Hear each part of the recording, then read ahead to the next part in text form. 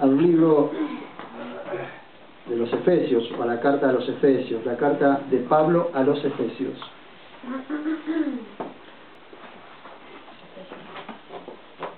El título del mensaje de hoy es Necios o sabios, insensatos o entendidos. Hay que decidir. Decirle que está al lado tuyo, hay que decidir. La palabra para sabios es la palabra griega sophoi. Eso significa sabios, de la cual tomamos la palabra también Sofía, que es nombre de mujer. Sofía significa sabiduría. Así que sophoi es sabios. Capítulo 5 de la carta a los Efesios dice, del 15 al 17, mirad pues con diligencia cómo os comportáis, no como necios, sino como sabios, haciendo buen uso del tiempo, porque los días son malos. Por tanto, no seáis insensatos, sino entended cuál sea la voluntad de Dios. Ustedes observan allí en estos versículos que hay imperativos. Los imperativos, que son aquellos que nos impulsan constantemente a movernos, que son mandatos. Comienza esto con un imperativo que es mirad. Mirad, o fíjense bien, es un hebraísmo. Los hebreos usaban estos imperativos como mirad, o como andéis, o mirad cómo andás, fíjate cómo te comportás. Son hebraísmos. Los hebreos te impulsaban constantemente en sus escrituras a mirar bien cómo te movías, a mirar bien cómo te comportabas, a mirar bien cómo andabas entre la gente. Entonces Pablo, siendo hebreo, él usa este hebraísmo. Mirad pues con diligencia cómo os comportáis, no como necios, sino como sabios.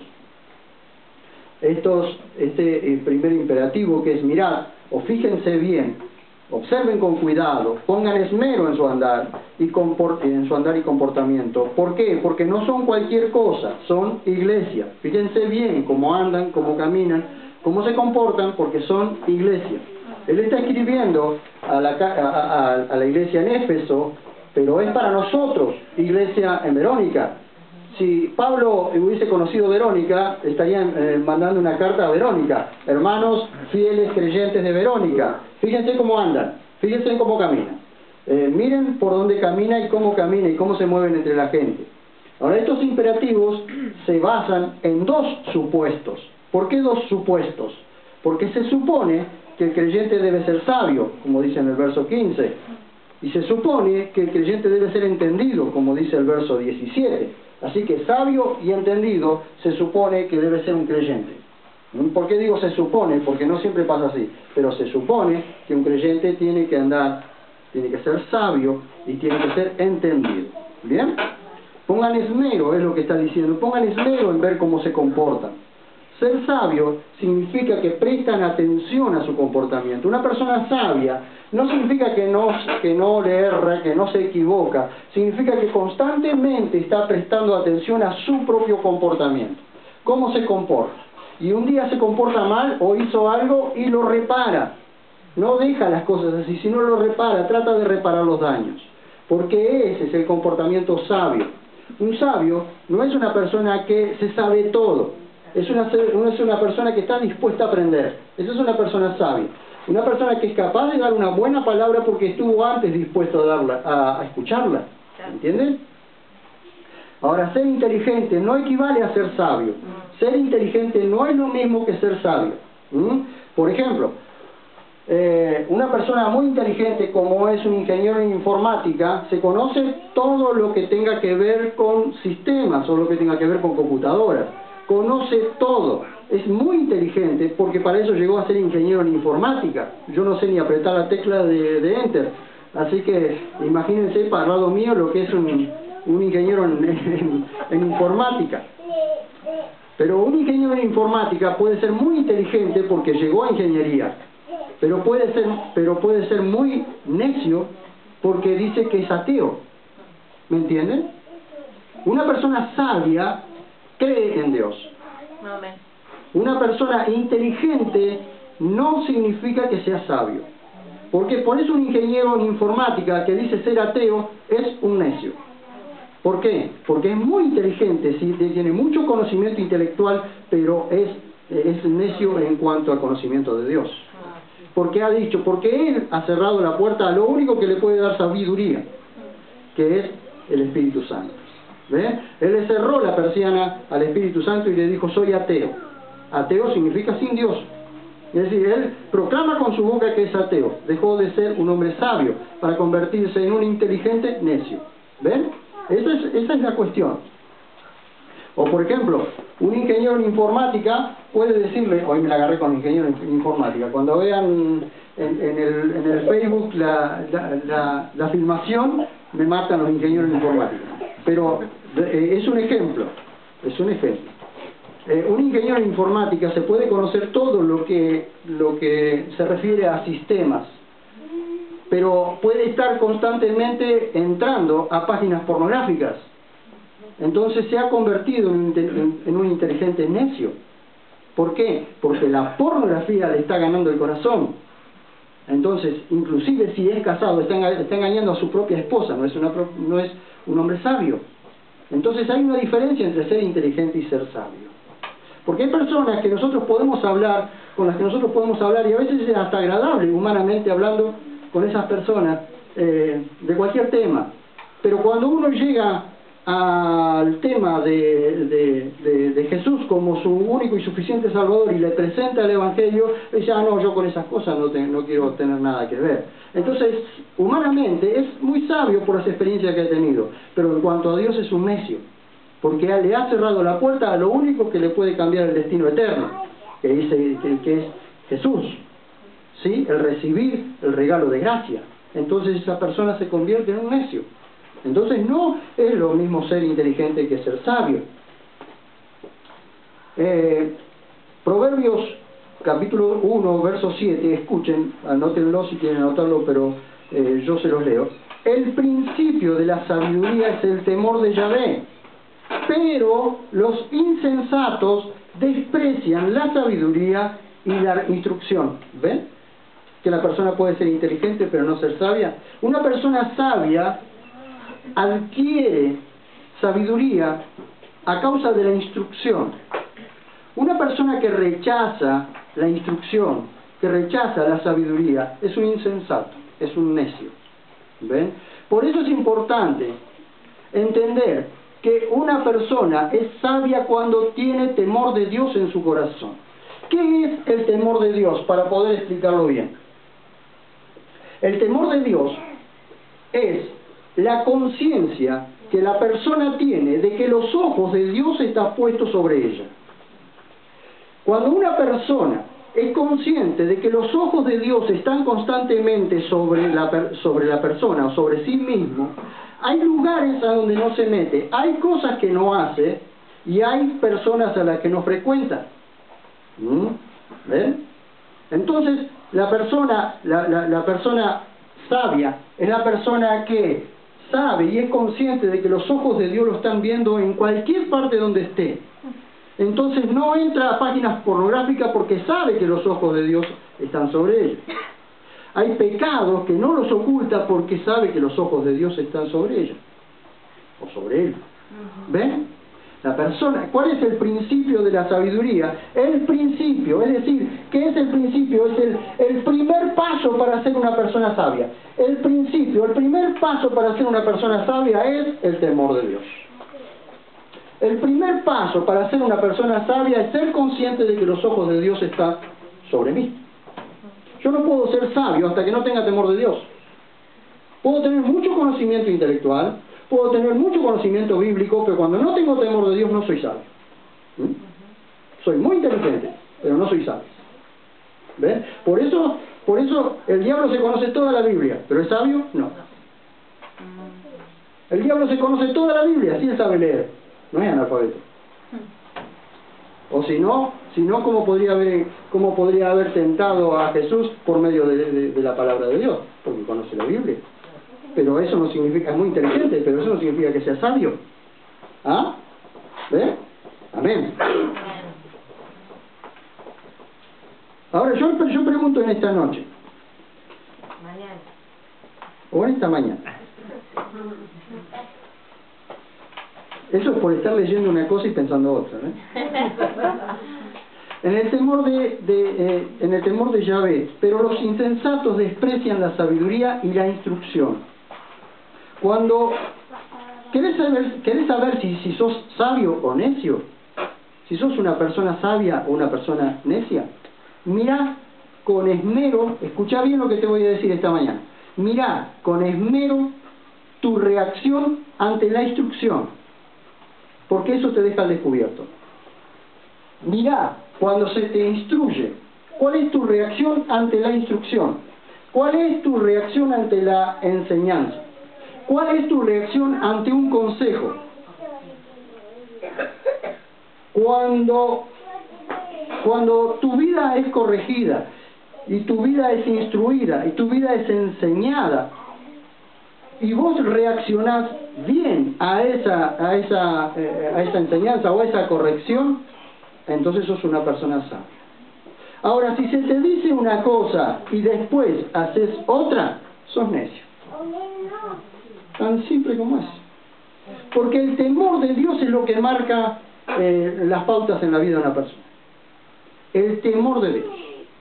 Porque cuando vos escuchás un consejo y sabés que ese consejo viene de Dios, pero le haces caso omiso, te has convertido, en ese mismo momento te has convertido en un necio. ¿Sabés qué sucede? El libro de Proverbios dice que la vara es para la espalda del necio. Ah. ¿Y Dios? ¿Saben por qué? ¿Saben por qué la gente está como está? Porque cree que Dios es tan bueno que nunca los va a disciplinar. La vara es para la espalda del necio, dice el libro de Proverbios. Ay, de solo pensar lo que pica una vara. Yo me acuerdo cuando mi mamá me corría con una vara de sauce. Ay, querido. Yo escuchaba silbar la vara y corría. No saben que me salían las uñas para gatear para subir los árboles. ¿Cómo usaban el sauce? Hacía la vara y yo hacía, desaparecía. Al principio me alcanzaba, ya mi mamá se iba poniendo grande, yo me iba poniendo grande, así que ya después no me alcanzaba. Así que yo escuchaba silbar la vara y hasta el techo no paraba. La vara es para la espalda del necio. Así que vos no querés obedecer. Arrancaba una varita verde, tío. y así. Dios mío, no sabe. El lomo como una cebra nos quedaba, ¿eh? Pero vieron. Y a veces un par de esos, ¿cómo nos corregía? ¿Cierto? ¿Cuántos? Ayer hablaba con algunos de los chicos que teníamos ayer, unos chicos bastante grandecitos. Entonces les mostraba yo que su comportamiento no los iba a llevar a ningún lado, que por causa de su comportamiento y de no querer ser instruidos, muchos están en la cárcel o están muertos. ¿Ven? Entonces les pregunto, ¿dónde quieren terminar ustedes? ¿En la cárcel o muertos? ¿En la calle? ¿Fuera de una familia? ¿Dónde quieren terminar? Entonces, presten atención cuando se les instruye. Y van a ver ustedes cómo su vida va a cambiar. Presten atención. Sean sabios, no necios. Porque ahora les parece una risa. La necedad les parece una risa. Y porque todos los demás, en la misma necedad, se lo festejan. Y después resulta que esos que te festejaban la necedad no te van a acompañar al pozo, ¿no? Te van a dejar solito, ¿cierto? Todos aquellos que me arrastraron a mí en mi juventud o en mi niñez, me arrastraron a hacer las cosas malas, después no me acompañaron, ¿eh? ¿Vieron? Entonces todo lo malo que aprendemos, lo adquirimos facilísimo. Pero cuando viene la buena instrucción, a mí no me toque, porque a donde le toca el orgullo, uno salta como sapo a la guadaña, ¿cierto? Pero qué importante que cuando entendamos que ser sabios es escuchar la corrección, la enseñanza y la instrucción de Dios. Y que cuando somos sabios es porque estamos conscientes de que los ojos de Dios están sobre nosotros, entonces caminaremos diferente. ¿Amén? Amén. Mirad con diligencia, es decir, con esmero, cómo os comportáis, no como necios, sino como sabios. ¿Por qué Pablo está diciendo esto? Porque ha venido dando un montón de instrucciones. 5 capítulos, casi 6 capítulos de instrucciones. Para esta altura, dice, ya tienen que haber aprendido algo. Entonces, miren bien cómo se comportan. ¿Recuerdan ustedes que Efesios era una ciudad con una gran revolución en cuanto a pecado? ¿Se acuerdan del templo donde había prostitutas? Donde estaba el puerto, era una ciudad portuaria. Así que iba y venía toda clase de gente. Se adoraba toda clase de dioses.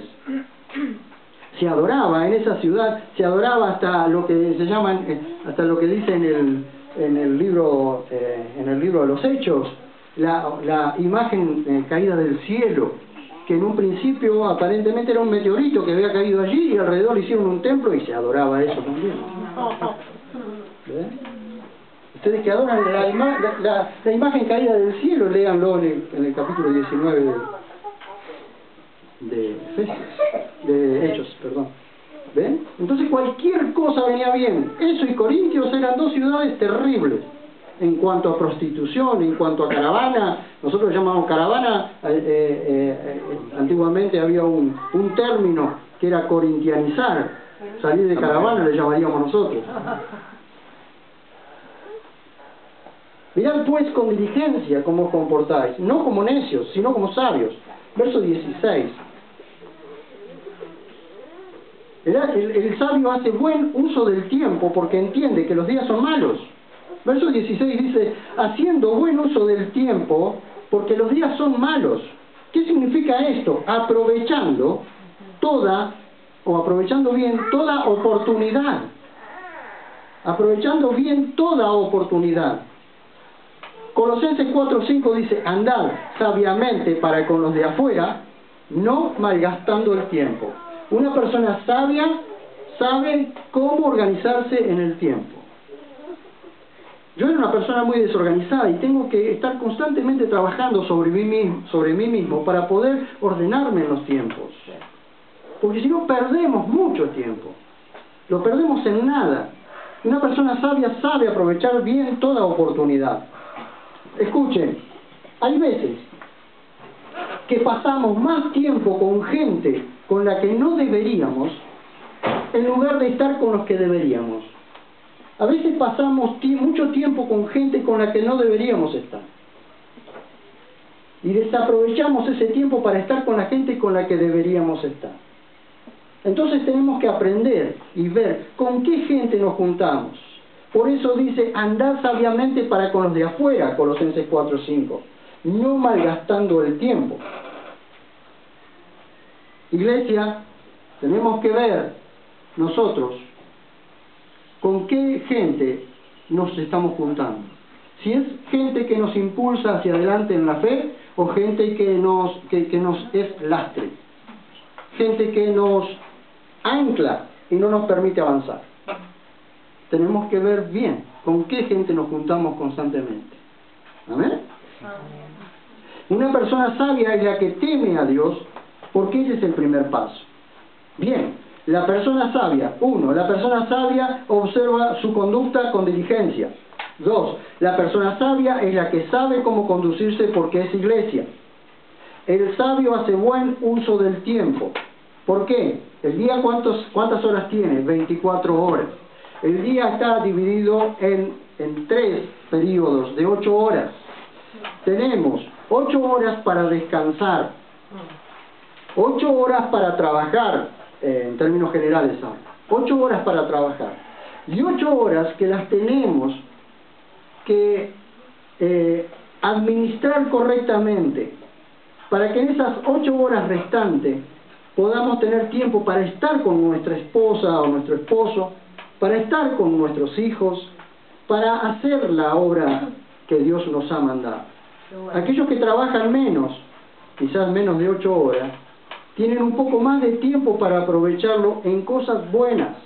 A veces nos es necesario salir, por ejemplo, tomarnos 1 hora para visitar a alguien que necesita una palabra de aliento, una palabra de fe. Y no queremos salir de casa porque estamos anclados, estamos cómodos. Y nos es necesario ver a la gente, visitar a la gente. Y esto no digo, queridos hermanos o queridas hermanas, que tenemos que estar constantemente metidos en casa ajena. No, Señor. Porque dice el libro de Proverbios, quita tu pie de la casa de tu vecino, no sea que hastiado te aborrezca. Es decir, no andes metido tanto en la casa de los vecinos, chismeando o curioseando.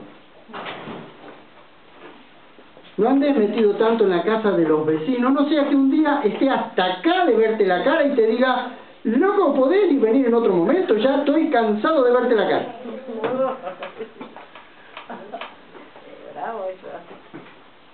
¿Sí? Entonces, una visita, un momento, un tiempo, ¿saben qué? Deja a la persona con ganas de seguir recibiéndote. Un límite.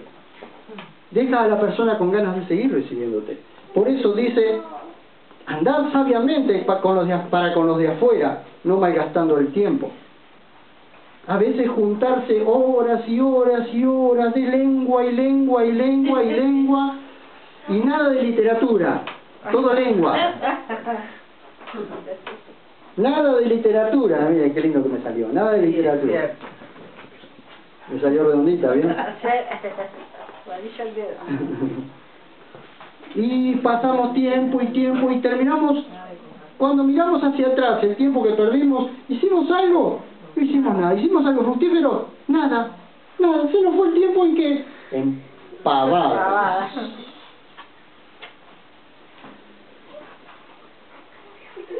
Escuchen, si diezmáramos el tiempo, deberíamos dedicar 2 horas 40 por día al Señor y su palabra.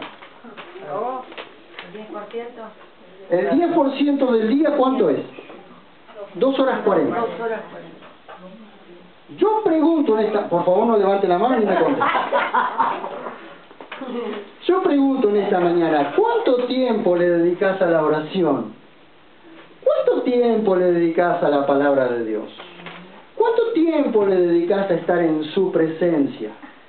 Muchos de tus problemas se solucionarían primeramente acá adentro si pasaras más tiempo con Dios.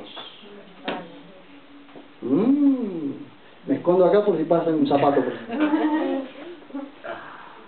Pero calculen esto. Nosotros tendríamos que diezmar el 10% de nuestro tiempo, no como una obligación, sino como algo, como algo ofrendado desde nuestro corazón hacia nuestro Dios. Yo hago esta pregunta: ¿es tiempo perdido o tiempo invertido? 2 horas 40, ¿es tiempo perdido o tiempo invertido? ¿Y por qué no lo invierten? ¿Y por qué no invierten? Si yo les digo en esta mañana, hay un banco en esta ciudad que si ustedes ponen 5.000 pesos, al mes siguiente le darán 10.000 pesos. No queda ninguno acá, se me fueron todos aunque es domingo. Ni hablar, vamos a buscar el gerente el domingo. ¡Pum! El correcamino parece. No queda nadie acá. Aunque sea 10 centavos, dice, qué sé yo, pongo 10 centavos a ver si para el mes que viene tengo 10 pesos. Sí, sí. ¿Es inversión? Sí, maravillosa inversión. Ojalá saliera, ¿saben cómo salgo yo? Sí. Salgo primero. Y soy el pastor, va adelante. Alcanza el mes y puede. Ahora, si nosotros ese tipo de cosas las entendemos como inversión, ¿cómo es que no entendemos que el tiempo que pasamos con nuestro Dios es tiempo invertido? Jamás es tiempo perdido, queridos hermanos. No es el argumento, lo que habla en nuestra mente, ni bien llega esta información. O me van a decir ustedes, a ver, les voy a preguntar esta mañana. Me van a decir ustedes que no saben cuándo Dios los está llamando a orar. ¿Cuándo acá adentro te está diciendo Dios, quiero encontrarme con vos? Quiero que estés a solas conmigo. Quiero hablarte. Quiero que hablemos. Vení, que charlemos. Tenés un rincón. Tenés un lugar. Hay una gran familia en tu casa, pero vos siempre podés tener un rincón donde encontrarte con tu Dios. Invertí un tiempito para ponerte de rodillas y hablar con tu Dios. Y todos los problemas que te están abrumando se van a solucionar. Amén.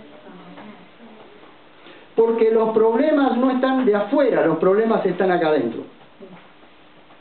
Tus problemas de enfermedades, tus problemas de depresiones, tus problemas de vicios están acá adentro, no afuera.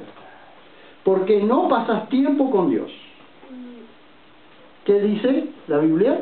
Haciendo buen uso del tiempo porque los días son malos. Para el creyente, para el verdadero creyente, los días son adversos, son malos. ¿Por qué? Porque constantemente un verdadero creyente está recibiendo ataques del enemigo. Entonces los días son malos. Pero cuando nosotros recibimos, ¿cuántas veces pasamos más tiempo contemplando los ataques del enemigo que contemplando a aquel que venció al enemigo? ¿Saben cómo comienza la primera carta de Juan? Comienza lo que hemos visto, lo que hemos contemplado tocante al verbo de vida. Lo que hemos contemplado. Les voy a decir qué significa esa palabra contemplar. Esa palabra contemplar es como cuando uno va al teatro o al cine, se sienta en una butaca a mirar todo el panorama. Ustedes saben que si alguien hace ruido o cruza por delante, a uno lo distrae. La palabra contemplar es la palabra teatra, de la cual nosotros tomamos la palabra teatro. Es la palabra contemplar. ¿Cuántas cosas a nosotros nos distraen de contemplar a nuestro Dios? ¿Por qué pasamos a veces las cosas que pasamos? ¿Y por qué las tomamos como las tomamos? Según cómo pasen las cosas alrededor tuyo, según cómo las tomes, es porque vos has estado contemplando a tu Dios o no. ¿Ven? Cuando nosotros nos sentamos en el cine o nos sentamos en el teatro a mirar, no nos queremos perder un solo detalle de toda la escena que están pasando, ¿cierto? Sí. Imagínense que están sentados en una butaca en el teatro o en el cine y viene un grandulote y se te para adelante. ¿Qué quieres darle? Sacarte el zapato y darle con el taco en la cabeza, ¿cierto? Sí. ¿Si te podés agachar? Sí. ¿Podés correrte? Sí. O tenés uno al lado de tu oreja comiendo pochoclo. Y ustedes están escuchando hasta el mínimo sonido, quieren escuchar hasta el mínimo sonido de que está al lado tuyo. O haciendo ruido con papel. O rompiendo las bolsitas de caramelo.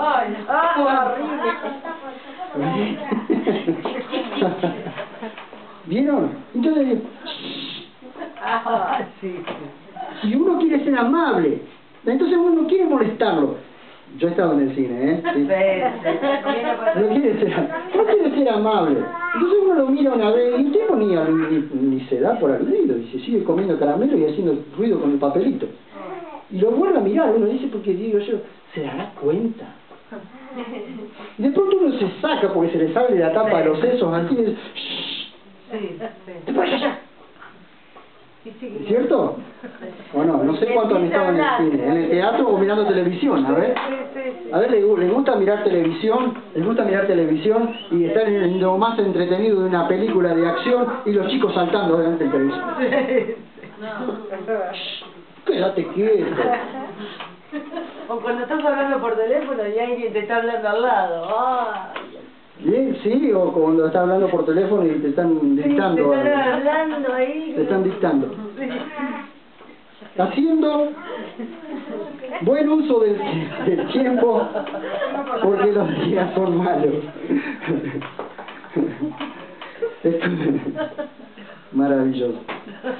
¿Cuándo vamos a invertir tiempo para nuestro Dios? ¿Cuándo vamos a entrar en conciencia de que Dios nos está llamando constantemente?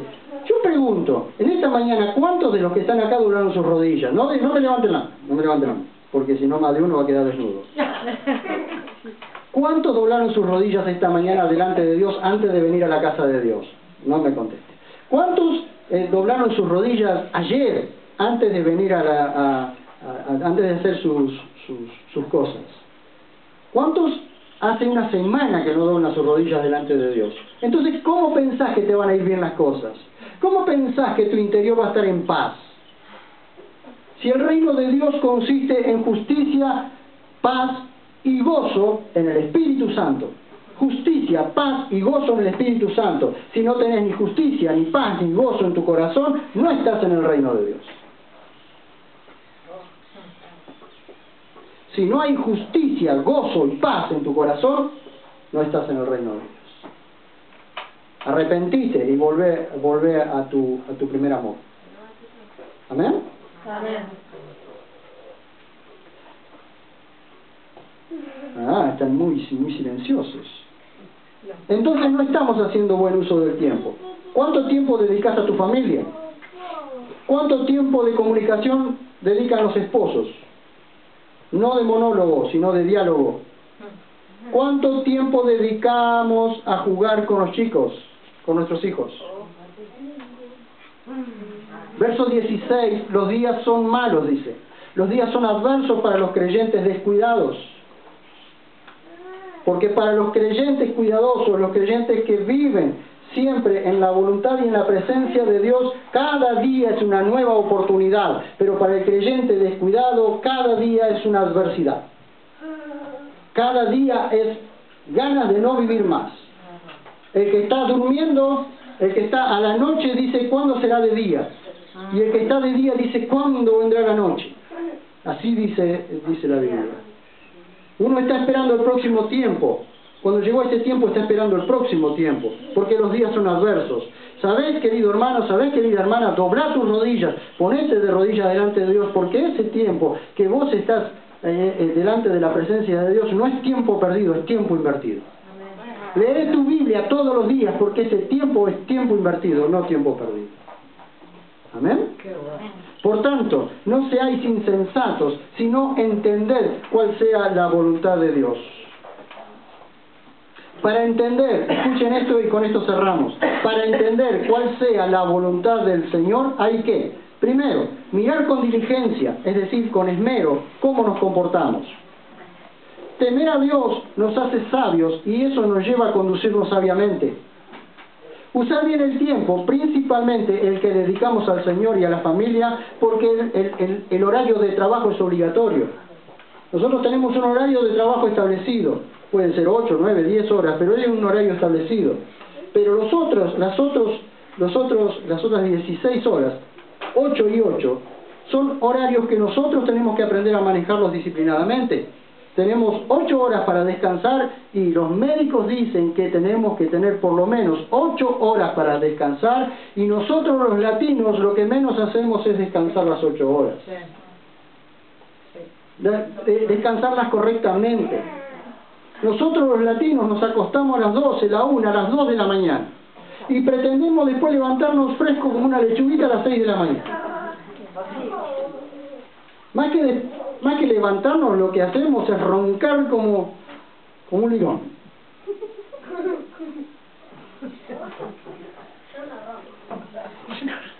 Yo no ronco. Podés hacer, pero a la larga no rendís como Los cuerpos más gastados son aquellos que hacen desprolijidades con su cuerpo. ¿Mm? El insensato no discierne la voluntad de Dios. ¿El entendido? Sí. Por eso le dice la Biblia, por tanto, no seáis insensatos. Insensato significa sin seso, que no piensa, sino entender cuál sea la voluntad de Dios. Pregunto en esta mañana, ¿cuántos de los que estamos aquí entendemos la voluntad de Dios para nuestro tiempo y para lo que tenemos que hacer? Muchas veces no sabemos lo que acontecerá y cómo Dios quiere hacer las cosas, pero para eso tenemos que invertir tiempo en Dios. ¿Cómo conocemos su voluntad? Escuchen, por favor. Romanos 12. Romanos 12.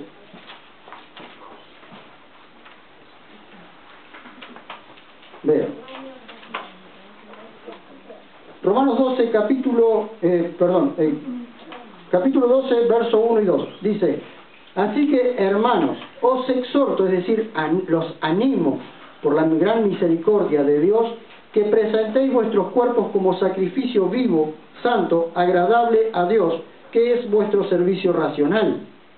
Es decir, un servicio que uno brinda con inteligencia, con razón, razonando. Uno brinda un servicio a Dios, uno se brinda a Dios como sacrificio vivo, santo y agradable, porque piensa correctamente y porque lo que está haciendo, lo está haciendo con inteligencia. Entonces uno se brinda en sacrificio delante de Dios, porque sabe a quién le está brindando su vida en sacrificio, a aquel que nunca falla. Dice, no os adaptéis al mundo, es decir, no tomen la forma de este mundo, sino sed transformados por la renovación de la mente, para que comprobéis cuál es la voluntad de Dios. La voluntad de Dios, lo bueno, lo agradable o lo aceptable y lo perfecto. En otras versiones dice, para que comprobéis cuál sea la voluntad de Dios, buena, agradable y perfecta. Pero en realidad es lo bueno, lo aceptable y lo perfecto. Para que podamos comprobar cuál es la voluntad de Dios, lo bueno, lo aceptable y lo perfecto, tenemos que ser transformados en nuestra mente. Como dice Efesios, por tanto no seáis insensatos, sino entender cuál sea la voluntad del Señor. Un creyente debe ser entendido de cuál es la voluntad de Dios. Un creyente debe ser entendido de cuál es la voluntad de Dios. Debe entender cuál es la voluntad de Dios para su vida, y cuando aconseja tiene que entender cuál es la voluntad de Dios para el que aconseja. Pero si no estás tiempo en la presencia de Dios, nunca vas a saber lo que Dios quiere.